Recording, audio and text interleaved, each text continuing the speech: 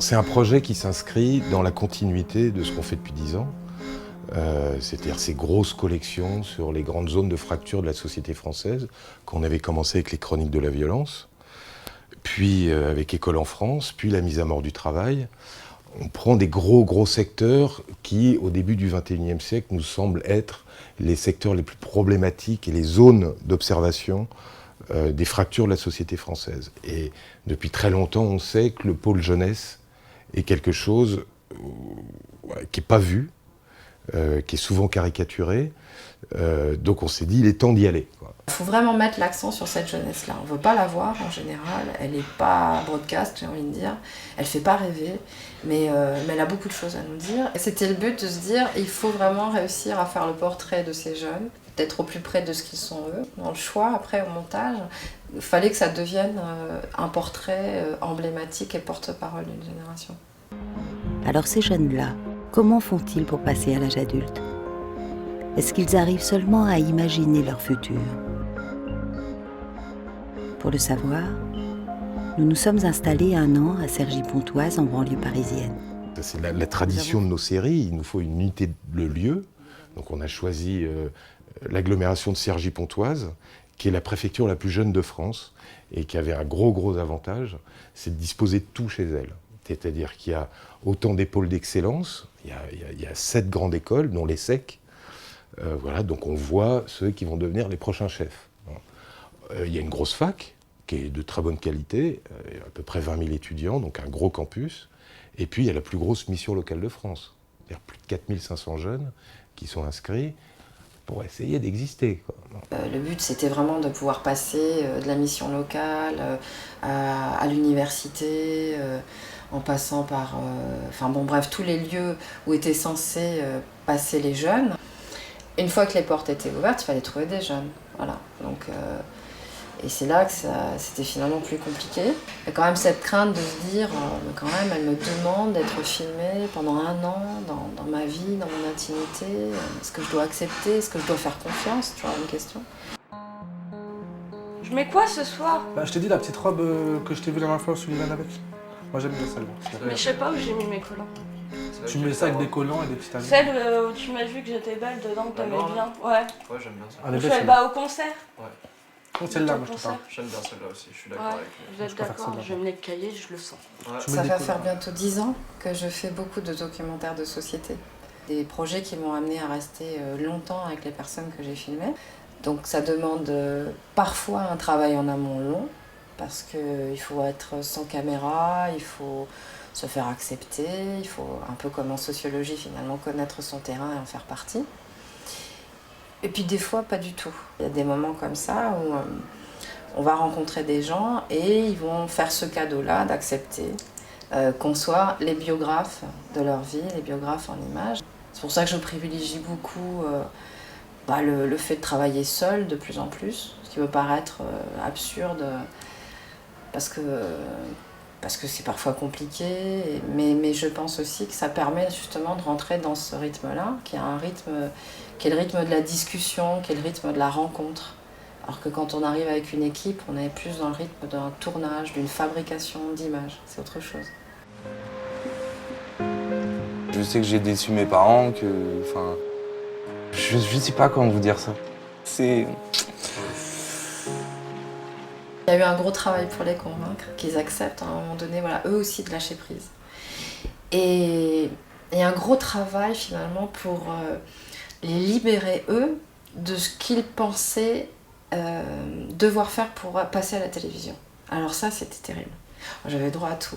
Donc, je sais pas, des formules vraiment de reportage télé, j'ai rien contre et tout, mais du coup c'était assez comique par moments, tu vois. Et c'est là que tout a commencé, ou je sais pas, des trucs, puis se mettre en scène et tout. Et ça, effectivement, si on n'avait pas eu ce temps-là, on n'aurait pas pu être dans cette relation où d'un coup il y a plus ce vernis, qui est une espèce de vernis social et télévisuel, j'ai envie de dire, qui est là et qui fait barrage, qui fait écran. Puis je suis positive. Je suis positive. Faut être optimiste. Je suis même utopique parfois. Il faut trouver un équilibre entre tout un travail de préparation qui est à la fois un travail de préparation en amont, d'ouvrir des portes de structure, se faire accompagner aussi, bon, j'ai envie de dire, par des scientifiques, des sociologues, des économistes, des historiens. Enfin voilà, il y a eu un gros travail de préparation en amont.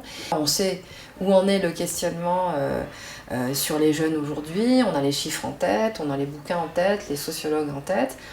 On met tout ça de côté et on commence à rencontrer des jeunes. Il y a un peu d'amertume aussi. Donc on se dit on est jeune, voilà, on est motivé, on vient d'avoir un diplôme et puis on se rend compte que le diplôme, finalement, ouais. Je dirais pas que les gens s'en fichent, mais... À ce moment-là, on se dit ça va m'amener vers telle problématique. Ça c'est intéressant, tiens je vais creuser. Et puis on se rend compte qu'il y a d'autres jeunes qui vont avoir des problématiques qui sont au-delà de tout ce qu'on a pu lire. On se dit tiens ça a bougé, cette relation au diplôme, par exemple, qui a été fondamentale dans l'écriture du dossier. Il y a vraiment eu un moment où, de par les lectures de travaux de sources scientifiques, de sociologues comme Cécile Van de Velde ou Camille Penny qui nous ont accompagnés pendant tout ce travail, et il y avait vraiment sur le terrain une grande fracture. C'était pas quelque chose à côté de quoi il fallait passer.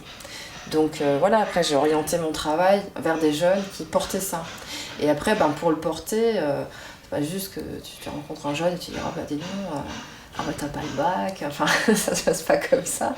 Donc après c'est aussi leur personnalité qui est rentrée en jeu, leur envie de se raconter, leur regard sur le monde. Parce qu'au-delà du fait qu'ils rentraient dans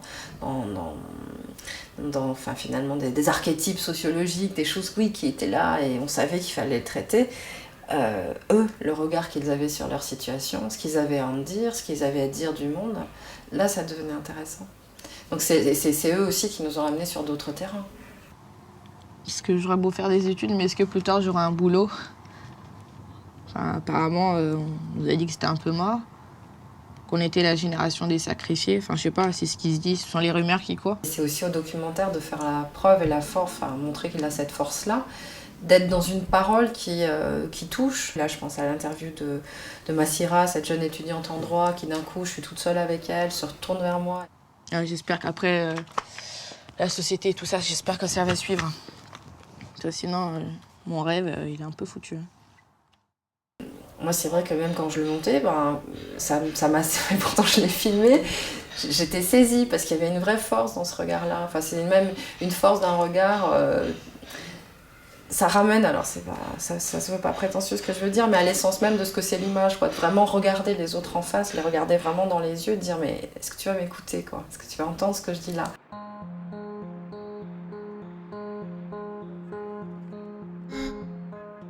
Je me suis dit là j'ai très très envie d'aller sur un film où on va parler des jeunes qui n'ont pas le bac. Qu'est-ce qui se passe pour eux ? Voilà, c'est 30% des jeunes, qu'est-ce qui se passe pour eux ? Ils n'ont pas le bac général, ils n'ont pas de débouchés, ils sont les plus soumis au chômage, aux emplois précaires, des jeunes qui commencent dans la vie avec une image d'eux archi négative. Donc pour moi, c'était vraiment la bombe à retardement, le truc qu'on ne veut pas voir. Après, il y a eu une évidence aussi qui s'est imposée à un moment donné, c'est le mot d'ordre, c'est étudier. Voilà, étudier. Donc, qu'est-ce qu'ils ont dans la tête, les étudiants ? Quel sens ça a pour eux, quoi ? Voilà. J'ai pas peur du chômage aujourd'hui. J'en suis très content et en même temps, j'en suis presque gêné. C'est une question que je me suis jamais vraiment posée. Est-ce que je vais avoir un emploi ? Depuis que je suis arrivé ici, c'est même pas une question qui se pose. Et ça, c'est un énorme gouffre.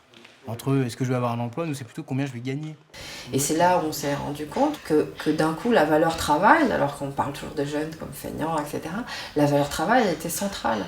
Et que finalement, ils construisaient plus leur avenir en fonction de ce qu'ils attendaient professionnellement, d'où des déceptions et des frustrations immenses, parce que le marché de l'emploi est tendu aujourd'hui et qu'ils n'arrivent pas à avoir ce qu'ils veulent au bout du compte. Enfin, pas toujours.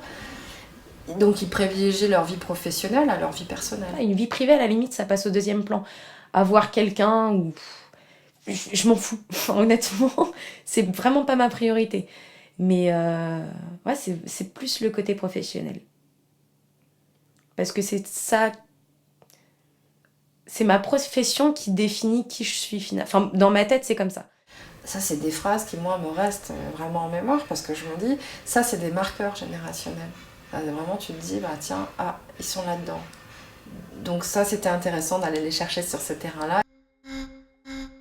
Et puis le dernier film, donc c'est un film sur les valeurs, vraiment, de se dire, ils sont encore là entre 25 et 30 ans, ils n'ont pas leur place encore dans la société, ils sont vraiment là prêts à bousculer le monde des adultes, à forcer les portes.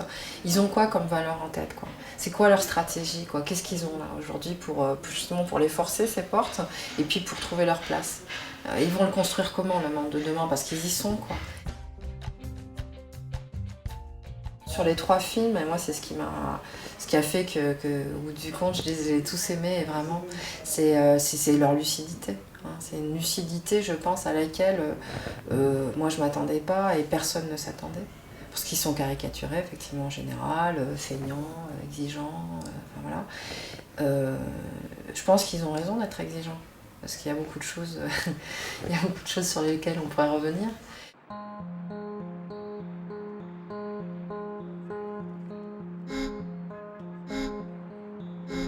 Ils ont vu les films, ils en sont fiers.